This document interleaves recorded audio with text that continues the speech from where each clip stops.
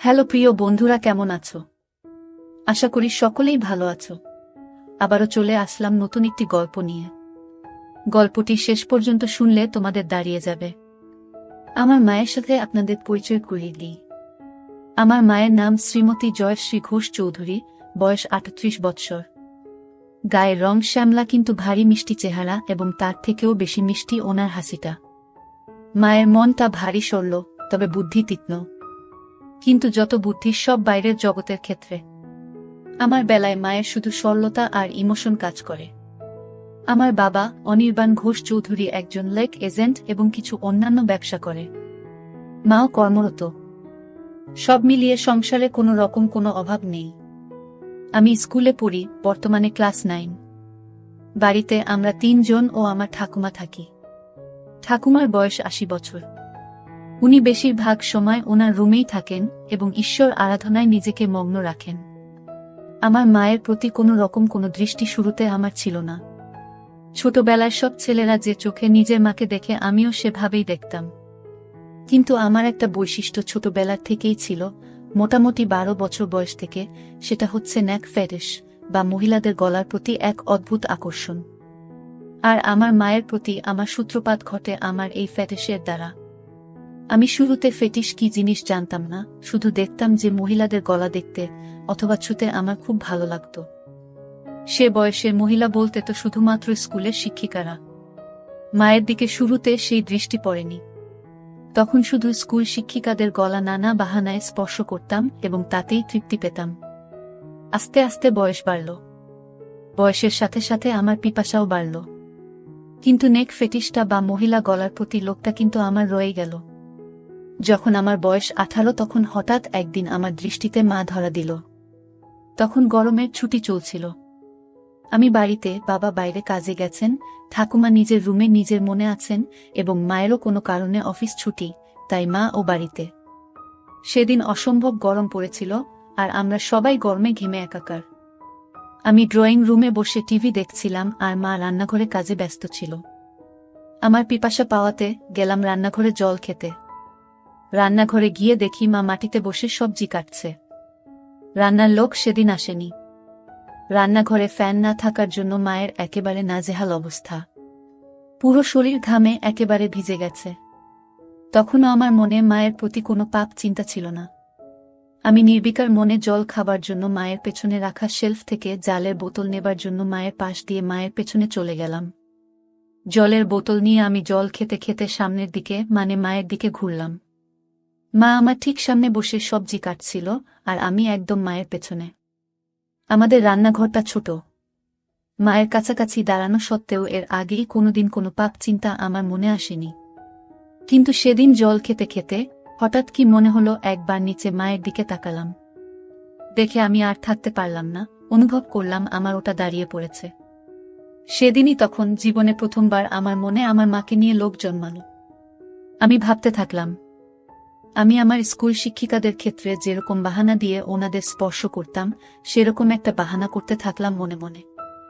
একসময় আমি মাকে বলে উঠলাম, মা, মা, বল কি হয়েছে? মা, তোমার গলায় কি একটা আছে? মা, আমার গলায়? আমার গলায় আবার কি থাকবে? না মা, তোমার গলায় কি একটা লেগে আছে। মা, ওই বলে মা নিজের হাত দিয়ে একটু নিজের গলাটা পরিষ্কার করার চেষ্টা করল। এদিকে আমি তো নিজেকে সামলাতে পারছিলাম না। আমি বললাম, হয়নি মা, এখনো লেগে আছে। মা নিজের ঘামে ভেজা গলা আর ঘাড় হাত দিয়ে মুছতে মুছতে বলল, এখনো আছে? কি লেগে আছে রে? আমি দূর থেকে বুঝতে পারছি না। আমাকে তোমার গলার কাছে গিয়ে দেখতে হবে। মনে হয় পিঁপড়ে বা এমনি নোংরা। আমি তোমার গলার কাছে এসে দেখব মা, কি লেগে আছে। মা, আচ্ছা থাক লেগে। আমার গলায় কি লেগে আছে না আছে তোকে দেখতে হবে না। তুই পড়তে বসকে, যা। শুধু পড়ায় ফাঁকি দেয়া। সকাল থেকে তো পড়তেই বসলি না। আমার মনটা খারাপ হয়ে গেল। ভাবছিলাম এই সুযোগটা হাতছাড়া হয়ে গেল বুঝি। কিছু একটা করতে হবে। আমি বললাম, হ্যাঁ যাচ্ছি পড়তে, কিন্তু তোমার গলায় ওটা লেগেই থাকবে? দেখতে কেমন একটা লাগছে। মা, কি এমন লেগে আছে রে? কি?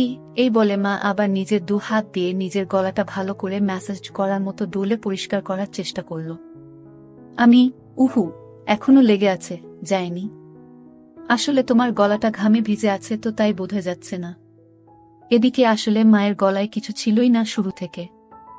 মা তো আর সেটা জানত না, তাই মা আমার নাটক ও পাপ বুদ্ধিটাও বুঝতে পারছিল না। মা এবার খানিকটা বিরক্ত হয়েই বলল, দাঁড়া তো, আয়নায় গিয়ে দেখি। আমি ভাবলাম, যা, সর্বনাশ। আয়নায় দেখলে তো মা বুঝে যাবে যে মায়ের গলাতে কিছু লেগে নেই আর আমার কার্যসিদ্ধি হবে না। সাথে সাথে আমি বলে উঠলাম, মা, আমি তোমার গলাটা পরিষ্কার করে দেব? তুমি আবার কেন উঠবে, মা?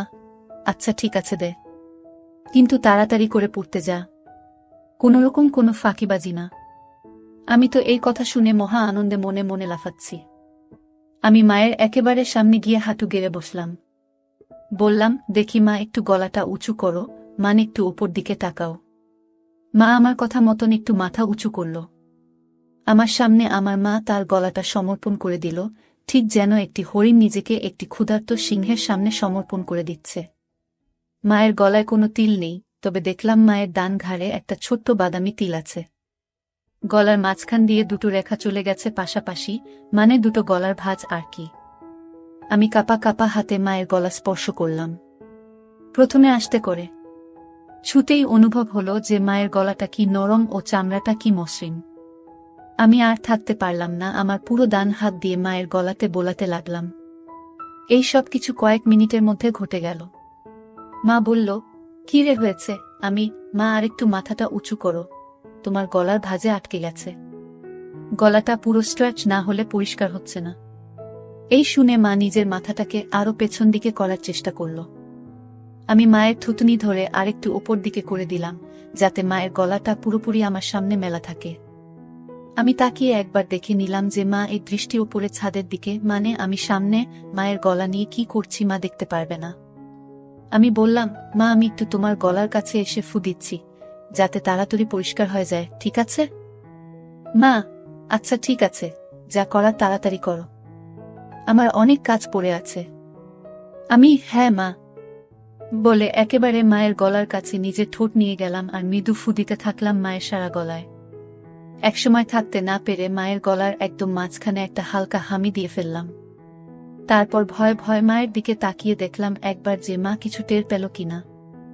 মা, আমি কি করছি দেখতে না পেলেও আমার স্পর্শ তো অনুভব করতেই পারছিল।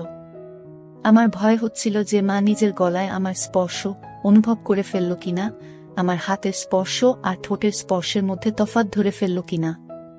কিন্তু দেখলাম যে না, মা কিছু বুঝতে পারেনি। আমারও সাহস বেড়ে গেল। মা হঠাৎ নিজের 2 হাত দিয়ে আমাকে এক ঝাটকা দিয়ে দূরে ফেলে দিল। হঠাৎ ধাক্কা খেয়ে আমি পেছনে হেলে বসে পড়লাম ও নিজের সম্বিত ফিরে পেলাম। মায়ের দিকে তাকিয়ে দেখি মা গম্ভীর হয়ে নিজের আঁচল ঠিক করছে আর এক হাতে সবজি তুলছে। মা সঙ্গে সঙ্গে একটা হাত দিয়ে নিজের আঁচল নিয়ে নিজের গলাকে ভালো করে মুছে নিল। আমি খানিকটা ভয় পেয়ে বললাম, মা, কি হলো? মা, কি হবে আবার? তুই পড়তে যা।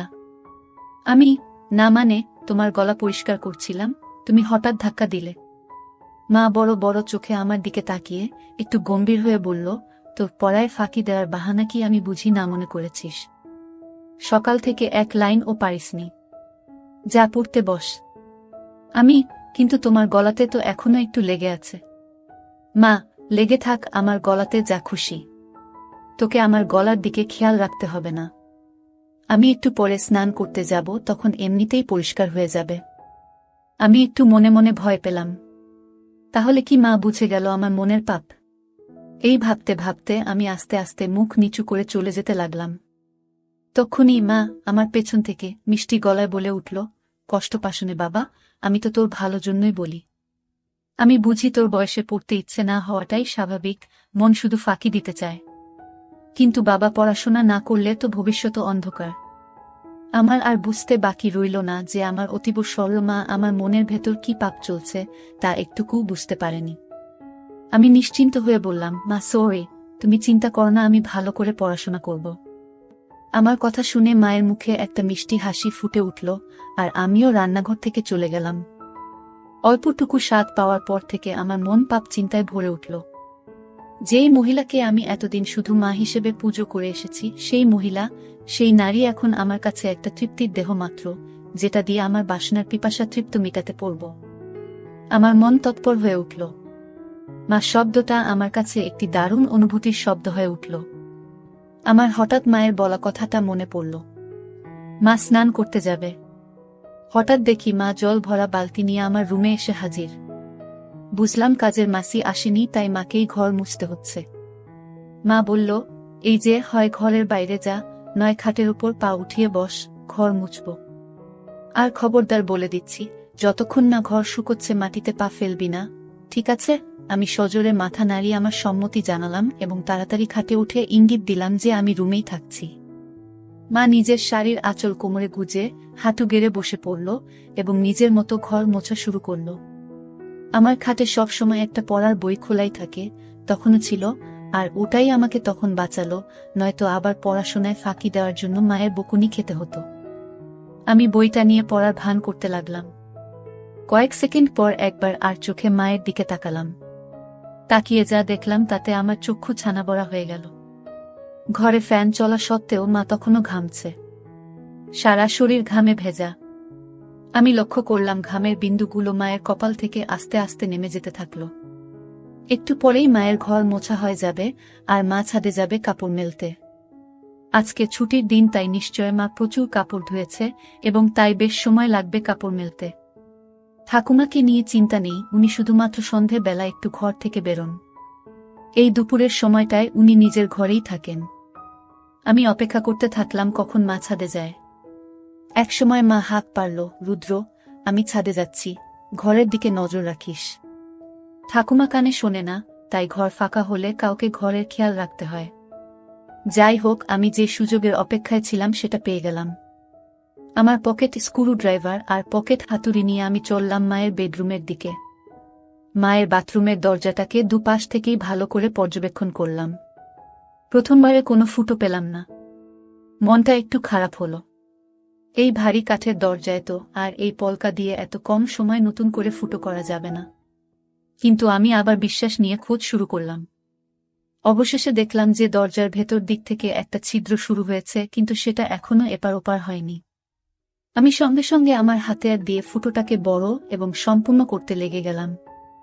সফল হওয়ার পর ফুটো দিয়ে দেখলাম যে পুরো বাথরুমের ভেতরটাই পরিষ্কার দেখা যাচ্ছে। আমি আনন্দে আত্মহারা হয়ে উঠলাম। আমি মায়ের বেডরুম থেকে যাওয়ার আগে ফুটোটাকে সাময়িকভাবে একটা ছোট্ট কাঠের টুকরো দিয়ে বন্ধ করে আসলাম, যাতে মায়ের সন্দেহ না হয়। এরপর অপেক্ষা করতে থাকলাম কখন মা স্নানে যায়। একসময় মা ছাদ থেকে আসলো এবং আমি স্নানে গেলাম বলে সোজা বেডরুমে চলে গেল। মা নিজের বেডরুমের দরজা ভেতর থেকে বন্ধ করতে যাচ্ছিল, তখন আমি বিপদ দেখে বলে উঠলাম, মা, রুমের দরজা বন্ধ করো না, যদি আমার কিছু লাগে। মা, আমাদের রুমে আবার তোর কি কাজ? আমি, না মানে, দরকার তো পড়তেই পারে। তোমার ও তো দরকার পড়তে পারে। হঠাৎ যদি কিছু লাগে তোমার, যেমন সাবান বা কিছু। কখন কি দরকার পড়ে কেউ বলতে পারে। বাথরুমের দরজা তো আর খোলা রাখতে বলছি না, রুমের দরজাটাকে খোলা রাখতে বলছি। আমি খানিকটা ঠাট্টা করে বললাম। মা, হ্যাঁ ঠিক আছে, তোকে ও তো পাকামো করতে হবে না, খোলা রাখছি রুম। বাড়ির দিকে খেয়াল রাখিস। আমি গেলাম স্নানে। আমি, আচ্ছা মা। মা বাথরুমে ঢোকার 2 সেকেন্ডের মধ্যে আমি মায়ের রুমে ঢুকে একেবারে বাথরুমের দরজার সামনে চলে গেলাম। স্ক্রু ড্রাইভার দিয়ে খুঁচিয়ে দরজার ফুটোটার থেকে কাঠের টুকরোটা বের করতে আমার বেশি সময় লাগলো না। আমার সামনে তখন আমার সযত্নে তৈরি করা দরজার বড় ফুটোটা খোলা। আমার মনে হচ্ছিল যেন স্বর্গের জানালা কেউ খুলে দিয়েছে আমার চোখের সামনে। নিজেকে সামলাতে না পেরে আমি আস্তে আস্তে নিজের চোখটা ফুটোর দিকে নিয়ে গেলাম। মনে নানান ভাবনা চলছে। আমার হৃৎপিণ্ড এত জোরে লাফাচ্ছিল যেন শরীরের বাইরে বেরিয়ে আসবে। এত জোরে বুকের শব্দ হচ্ছিল যে ভয় হচ্ছিল মা না শুনতে পেয়ে যায়। ভাবছিলাম যে আজকে আমি যেটা দেখব এটা পৃথিবীর যে কোনো ছেলের জন্য নিষিদ্ধ। আমি বুঝলাম মা এখনই বেরোবে বাথরুম থেকে। আমি সাথে সাথে ফোনের রেকর্ডিং স্টপ করলাম। দরজার ফুটোটাকে আবার কাঠের টুকরো দিয়ে সযত্নে বন্ধ করে দিলাম ছুট নিজের ঘরের দিকে। নিজের ঘরে পৌঁছানো মাত্র শুনতে পেলাম মা বাথরুমে থেকে বেরিয়ে এসেছে। মনে মনে হাফ ছেড়ে বাঁচলাম। আমার মনে তখন পরম আনন্দ, যেন বিশ্ব জয় করে এসেছি। আমার মন ব্যাকুল হয়ে উঠল মাকে পাওয়ার জন্য। মনে মনে প্ল্যান ভাবতে থাকলাম, কিন্তু কোনো প্ল্যান মাথায় আসছিল না। এদিকে মায়ের অফিস শুরু হয়ে গেল। মাকে একা পাওয়ার সুযোগ হচ্ছিল না। আমার মন তড়পাতে থাকল। দিনের পর দিন আমি মন মরা হয়ে যেতে থাকলাম। পড়ায় মন বসছিল না। টিউশন টিচারের কাছ থেকে আমার নামে নালিশও আসে মায়ের কাছে। মা আমাকে নিয়ে একদিন বাবার সাথে সন্ধেবেলা বসে। জিজ্ঞেস করে কি হয়েছে আমার, বোঝায় ভালো করে পড়তে। কিন্তু আমি কি আর আসল কারণটা বলতে পারি, তাই চুপ করে বাবা মায়ের কথা শুনি এবং হজম করি। এভাবে বেশ কিছু দিন কেটে যায়, আমার মানসিক ও শারীরিক পরিস্থিতির উন্নতি হয় না। মা বাবাও হাল ছেড়ে দেয়, বোধহয় ভেবেছিল যে স্কুল খুললে রুটিন চলা শুরু হবে, তখন সব ঠিক হয়ে যাবে আমার। কিন্তু একমাত্র আমিই জানি আমার কিসে উন্নতি হবে। এভাবে প্রায় এক যায়। আমি আমার 15তম জন্মদিন পার করি। আমি আর নিজেকে শান্ত রাখতে পারতাম না। মাকে ধরার সময় নিয়ন্ত্রণ হারিয়ে মায়ের গলায় কামড়ে দিলাম। অমনি মা আমাকে ঠেলে সরিয়ে দিয়ে বলল, শর্ত রুদ্র, বেয়াদব কথাকার, আজকাল একটু বেশিই গায়ে পড়ছিস। আমার এসব ভালো লাগে না। গরমের মধ্যে গা ঘেঁষাঘেঁষি। আগে তো এরম করতিস না তুই। আমি কি যে বলো মা। কেন? আমি তো তোমাকে আদর করে আগেও ধরতাম। মাসে যাই হোক, তে ওই হিন্দি আর ইংরেজি সিরিয়াল সিনেমা দেখে তোর এইসব ভীমরতি চেপেছে। আমাদের বাঙালিদের মধ্যে ছেলেরা বড় হয়ে গেলে মায়ের থেকে দূরে দূরে থাকে, এরম গা ঘেঁষাঘেঁষি করে না। আর তুই তো একটু বেশিই করিস। ধরার পর কি আমার গলায় ঘাড়ে কামড়ে দিস। এতে পরে আমার ব্যথা করে। 2 বার তো দেখেছি কালসিটে পড়ে গেছে। এটা কি তোর নতুন কোনো দুষ্টুমি শুরু হয়েছে নাকি আমার উপর রাগ করে আমার বকুনির প্রতিশোধ নিস তুই? আমি তো মায়ের কথা শুনে পাথরের মতন দাঁড়িয়ে ভয় পাচ্ছিলাম আর ভাবছিলাম যে মা তবে আমার মায়ের গলায় হামি দেয়া কামড়ানোটা টের পেয়েছে প্রতিবার। আর সেটাই তো স্বাভাবিক। আমিই বোকা, পাপের চোটে জ্ঞান শূন্যর মতো ওভার কনফিডেন্ট হয়ে যাচ্ছিলাম আস্তে আস্তে। এখন কি হবে? আবার ভাবলাম মা টের পেয়েছে ঠিকই, কিন্তু তার ছেলের আসল মতলবটা এখনো বুঝতে পারেনি। এটা ভাবা মাত্র আমার মনে একটু সাহস আসলো। আমি বললাম, কি যে বলো মা তুমি। এটাতে আমার আবার কি দুষ্টুমি? আমার সব বাঙালি বন্ধুরাও তো তাদের মাকে ভালোবেসে এভাবে ধরে। মা এবার একটু বিরক্ত হয়, বলল, সে কে কি করছে সেটা আমি জানি না। আমার এটা পছন্দ না, তাই তুই এটা করবি না, ব্যাস। বোঝা গেল। আমি মাথা নেড়ে আমার সম্মতি জানালাম। মা, আর বন্ধুদের থেকে এই সমস্ত বদ অভ্যেস না শিখে ভালো কিছু তো শিখতে পারিস নাকি? আমি বুঝলাম কথা লাভ নেই। ব্যাপারটা খুব সিরিয়াস দিকে যায়নি, তাই এখানেই ইতি করতে হবে। আমি তাই আবার ঘাড় নিলে বললাম, হ্যাঁ মা, তুমি ঠিকই বলেছ। আমি তোমার কথা মতোই চলব। মা এটা শুনে নিজের রুমে চলে গেল, আর আমিও আমার রুমে হাত দিয়ে কাজ সেরে নিলাম। এর মধ্যে আবার একদিন মা ছুটি পেল এবং বাড়িতেই ছিল। বাবা ভাগ্যবশত কাজে বাইরে। আমার মনের শয়তান জেগে উঠল। মনে মনে ভাবলাম, আজকে যে করেই হোক মাকে পেতেই হবে। দুপুরে খাওয়া দাওয়া শেষ করে আমি আমার ঘরে আর মা নিজের ঘরে দুপুরের ঘুম দিতে চলে গেলাম। বিছানায় শুয়ে থাকলাম ঠিকই, কিন্তু ঘুম আর আসছে না। মায়ের ঘরে পৌঁছে আমি আস্তে করে বেডরুমের দরজা ফাঁক করে মায়ের রুমে ঢুকলাম। ঢুকে দেখি মা বিছানার একদম এক ধারে এসে দরজার দিকে পাশ ফিরে শুয়ে আছে। আমিও এবার নিশ্চিন্ত হয়ে মায়ের পাশে খাটের উপর বসলাম। মা বাদিকে কাত হয়ে শুয়েছিল। আমি এবার সাহস করে মায়ের গলার একদম কাছে চলে গেলাম। কিন্তু বিপদ ঘটল তারপরেই। মায়ের ঘুম সাথে সাথে ভেঙে গেল, আর মা আমাকে ধাক্কা মেরে ফেলে বিছানায় উঠে বসল। মা, কি রে বাবা, তুই কি করছিলিস আমার কাছে এসে? আমি আমতা করতে করতে বললাম, ওই মা, কিছু না তো। মা একটু রেগে গিয়ে বলল, কিছু না তো মানে? রুদ্র, দেখ, ভালো চাস তো সত্যি কথা বল। কি করছিলি তুই আমার এত কাছে এসে? আমি কোথায় মা? না না, আমি কোথায় তোমার কাছে ছিলাম? আমি তো তোমার পাশে খাটে বসেছিলাম। আমার আসলে ঘুম আসছিল না, তাই তোমার সাথে গল্প করতে এসেছিলাম। এসে দেখি তুমি ঘুমোচ্ছ, তাই তোমার কাছে বিছানায় সবে একটু বসেছিলাম। ভাবলাম যদি তুমি একটু জেগে থাকো তাহলে আমার সাড়া পেয়ে উঠবে। কিন্তু আমার এত সুন্দর মসৃণ বানানো গল্প মায়ের একটুকু বিশ্বাস হলো না। মা জোরে বলে উঠল, মিথ্যে কথা বলিস না। তোর গরম নিঃশ্বাস আমি আমার ঘাড়ে অনুভব করেছি। বলো কি করছিলি তুই? আমি বললাম, মা আমি তোমার কাছে কিছু লুকোবো না। আমি তোমাকে খুব ভালোবাসি, কিন্তু আমি জানি না কেন আমার তোমার প্রতি একটা অদ্ভুত আসক্তি আছে। আমার কথা তখনও শেষও হয়নি, মা আমার গালে সপাটে এক থাপ্পড় মারল। আমি প্রায় মাথা ঘুরে বিছানায় লুটিয়ে পড়লাম। মা, তোর লজ্জা করছে না রুদ্র তোর মাকে এগুলো কথা বলতে? আমি তোর মা, তোকে জন্ম দিয়েছি। মা মানে বুঝিস জানোয়ার। হায় ভগবান, এইগুলো কথা তো আমি তোর বাবাকেও বলতে পারবো না। তোর বাবা তো আর তোকে মারতে পারবে না, নিজেই হয়তো মরে যাবে।